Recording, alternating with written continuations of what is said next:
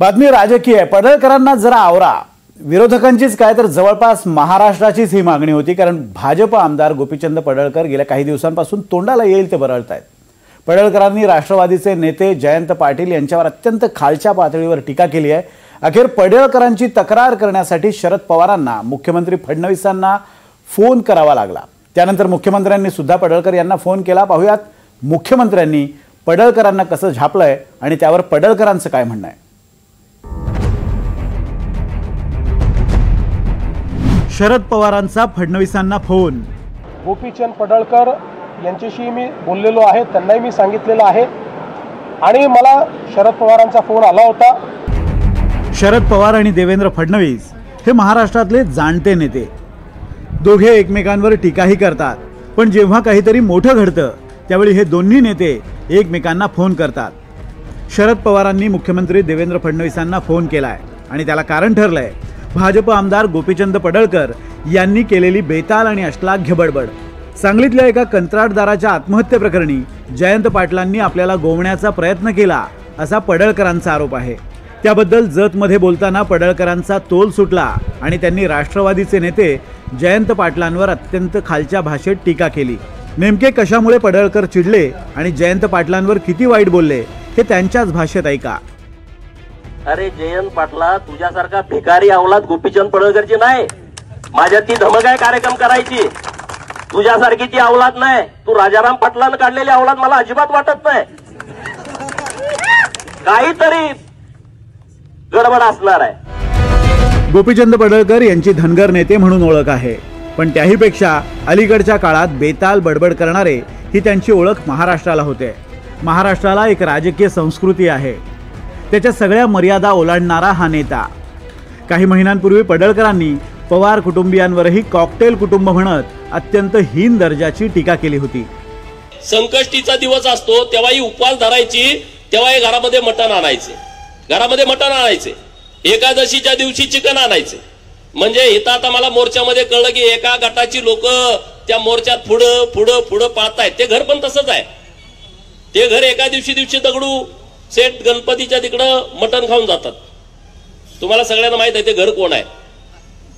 त्याचे सासू ख्रिश्चन आहे, नवरा ब्राह्मण आहे, बाप मराठा आहे, आई कुणी आहे, असं कॉकटेल घर आहे। पडळकरांनी पवार कुटुंबियांवर केलेल्या टीकेनंतरही पवार कुटुंबानं संयम दाखवला होता, पण जयंत पाटलांवर टीका करताना पडळकरांचं भान सुटलं आणि शरद पवारांनी अखेर मुख्यमंत्री देवेंद्र फडणवीसांना फोन लावला। अशी गलिच्छ टीका करणं योग्य नाही। ज्या खालच्या थराला जाऊन टीका होते ती काही महाराष्ट्राची संस्कृती नाहीये। अशा वाचाळवीरांना आणि खालच्या भाषेत टीका करणाऱ्यांना आवरा, असं शरद पवारांनी फडणवीसांना सांगितलं। तर अशा प्रकारच्या वक्तव्याचं कधीच समर्थन करणार नाही। याबाबत पडळकरांना योग्य ती समज देण्यात येईल, असं फडणवीसांनी शरद पवारांना सांगितलं। गोपीचंद पडळकर यांच्याशी मी बोललेलो आहे, त्यांनाही मी सांगितलेलं आहे आणि मला शरद पवारांचा फोन आला होता। तेही या संदर्भात माझ्याशी बोलले। मी त्यांनाही सांगितलं की अशा प्रकारचं जे स्टेटमेंट आहे त्याचं आम्ही कधीच समर्थन करणार नाही।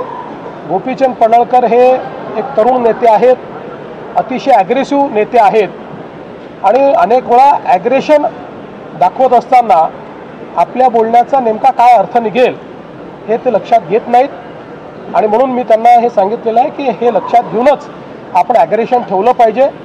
तुम्हाला भविष्यात चांगला नेता म्हणून मोठी संधी आहे, त्याच्यामुळे तुम्ही आपण बोलत असताना त्याचे काय अर्थ निघतील अशा प्रकारचा विचार केला पाहिजे, हा सल्ला मी त्यांना दिला। राज्याचे मुख्यमंत्री माननीय देवाभाऊंचा मला फोन आला होता आणि या संदर्भामध्ये अशी वक्तव्य करू नका अशा पद्धतीची सूचना मला माननीय मुख्यमंत्री महोदयांनी दिलेली आहे। मी त्यांच्या सूचनेचं पालन करेन। पुढे काय आपण निर्णय काय घेणार? नाही, माननीय मुख्यमंत्री महोदयांनी ज्या मला सूचना दिलेल्या आहेत त्या सूचनेचं मी पालन करणार।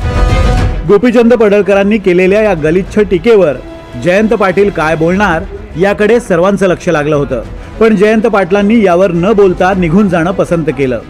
नमस्कार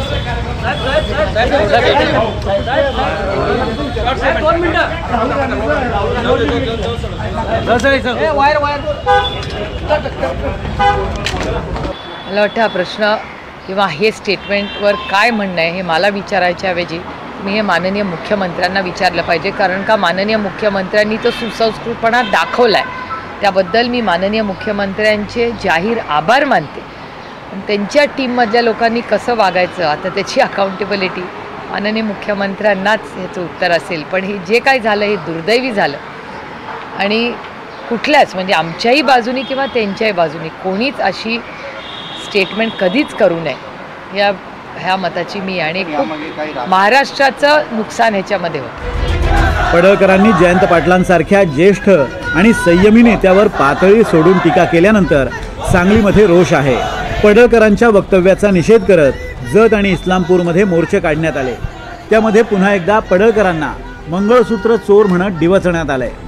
पडळकरांना मंगळसूत्र चोर म्हणण्यामागे एक जुना वाद आहे.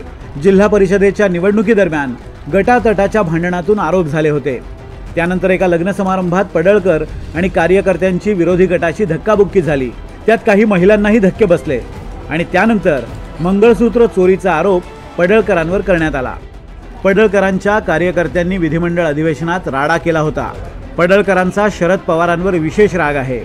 शरद पवार हे महाराष्ट्राला लागलेले कोरोना आहेत अशी अनेक वादग्रस्त वक्तव्य यापूर्वी पडळकरांनी केली आहेत. आता मुख्यमंत्र्यांनी कान टोचल्यावर तरी पडळकर सुधारतील अशी अपेक्षा.